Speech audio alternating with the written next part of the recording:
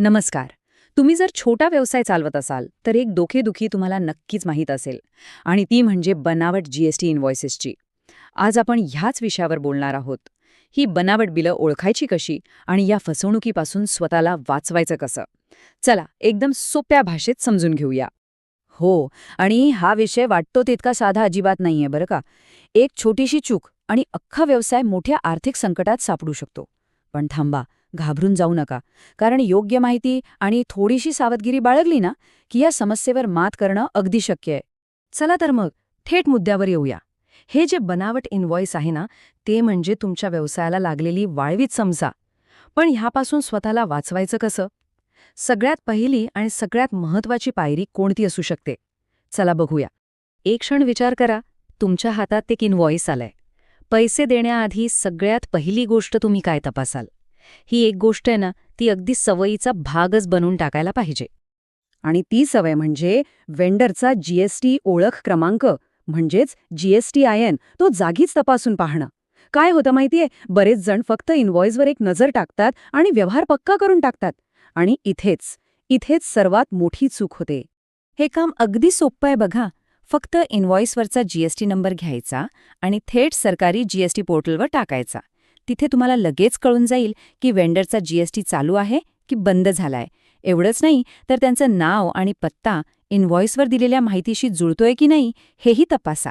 विश्वास ठेवा, ही 2 मिनिटांची मेहनत तुम्हाला भविष्यातल्या प्रचंड मोठ्या त्रासापासून वाचवू शकते. एक गोष्ट कायम लक्षात ठेवा, जर तो GSTN चुकीचा किंवा रद्द केलेला दिसला ना, तर लगेच समजून जा की हे बिल बनावट असण्याची शक्यता खूप जास्त आहे. हा आहे धोक्याचा पहिला आणि सर्वात मोठा रेड फ्लॅग. इथेच तुम्हाला एकदम अलर्ट व्हायचे. ओके, समजा वेंडर खरा आहे हे कळलं. आता पुढची पायरी. आता वेळ आहे खुद्द त्या इनव्हॉइसची बारकाईने तपासणी करायची. कारण कधीकधी काय होतं, छोट्या छोट्या चुकाच मोठ्या धोक्याचे इशारे देऊन जातात. हे जे बनावट बिलं बनवणारे लोक असतात ना, ते अनेकदा घाईत काम करतात आणि तिथेच त्यांच्याकडून चुका होतात. जसं की चुकीचा HSN कोड टाकणं, आकड्यांच्या बेरजेत गडबड करणं, बाजारातल्या दरांपेक्षा खूपच कमी किंमत लावणं किंवा अगदी साध्या साध्या स्पेलिंगच्या चुका. ह्या गोष्टी लहान वाटल्या तरी त्यांच्याकडेच बारकाईने लक्ष द्यायला हवं. आता आपण वळूया आपल्या ब्रह्मास्त्राकडे आणि ते आहे GSTR2B. हे एक असं हत्यार आहे जे तुम्हाला फसवणुकीचा अगदी स्पष्ट आणि अंतिम इशारा देतो.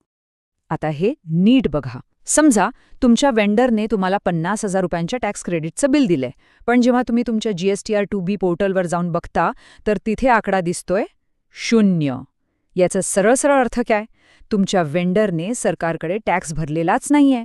आणि हेच ते कारण आहे ज्यामुळे सगळ्यात जास्त GST नोटिसा येतात. ही धोक्याची घंटा आहे.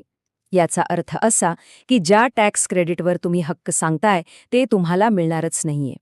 आणि तरीही जर तुम्ही ते क्लेम केलत तर भविष्यात GST नोटीस आणि मोठा दंड अटळ आहे हे लिहून ठेवा. मग अशी गडबड दिसल्यावर करायचं तरी काय? पहिलं काम, लगेचच्या लगेच वेंडरला फोन लावा. जर तो माणूस सारखंच रिटर्न भरायला उशीर करत असेल तर त्याच्याशी व्यवहार तोडणंच शहाणपणाचं आहे. नेहमी अशाच लोकांसोबत काम करा जे वेळेवर टॅक्स भरतात. चला आता थोडं पुढे जाऊया आणि बघूया की आपण स्वतःला या फसवणुकीपासून वाचवण्यासाठी अजून काय करू शकतो. आता आपण बोलू सुरक्षित पेमेंट पद्धतींबद्दल आणि एका अशा मानसिक सापळाबद्दल ज्यात अनेक जण सहज अडकतात. एक गोष्ट पक्की लक्षात ठेवा, फसवणूक करणारे लोक नेहमी कॅशमध्ये व्यवहार करायला लावतात. पण ही चूक अजिबात करायची नाही. पेमेंट नेहमी बँक ट्रान्सफर किंवा UPIनेच करा. आणि हो, पैसे पाठवण्याआधी ज्या खात्यात पैसे जात आहेत ते नाव इनव्हॉइसवरच्या नावाशी जुळतंय की नाही हे नक्की तपासा. पैशांचा हा जो स्वच्छ हिशोब आहे ना, तोच उद्या तुम्हाला कोणत्याही आरोपांपासून वाचवेल. आणि मग येतो तो क्षण जिथे समोरून एक मोहक ऑफर येते. ओहो साहेब, काळजी कशाला करताय? मी कागदावर जरा जास्त ITC दाखवतो, तुमचाच फायदा होईल की. पण इथेच सावध राहा. हा फायदा नाही तर हा तुमच्यासाठी लावलेला एक मोठा सापळा आहे. या मोहाला जर तुम्ही बळी पडलात तर तुम्ही स्वतःच कायदेशीर अडचणींच्या खोल जाळ्यात अडकाल. तर मग ह्या सगळ्या चर्चेचा सार काय? तो एकाच महत्वाच्या संदेशात आहे. तुमची जागरूकता हीच तुमची ढाल आहे आणि तुमची जबाबदारी हीच तुमची तलवार. अगदी बरोबर. हे डोक्यात पक्क ठेवा. आपलं इनपुट टॅक्स क्रेडिट योग्य आहे की नाही हे तपासण्याची जबाबदारी 100% आपलीच आहे. याबाबत थोडासाही निष्काळजीपणा परवडणारा नाही. आणि ही जागरूकता आता पूर्वीपेक्षा खूप जास्त गरजेची झाली आहे. कारण आता जीएसटी विभाग सुद्धा स्मार्ट झालाय. ते AI आणि डेटा अॅनालिटिक्स सारख्या टेक्नॉलॉजी वापरून बनावट बिलं शोधून काढतायत. त्यामुळे फसवणूक करणाऱ्यांचे दिवस आता सरळ सरळ भरली आहेत. त्यामुळे प्रश्न एकच उरतो, आपला व्यवसाय या नव्या युगासाठी तयार आहे का?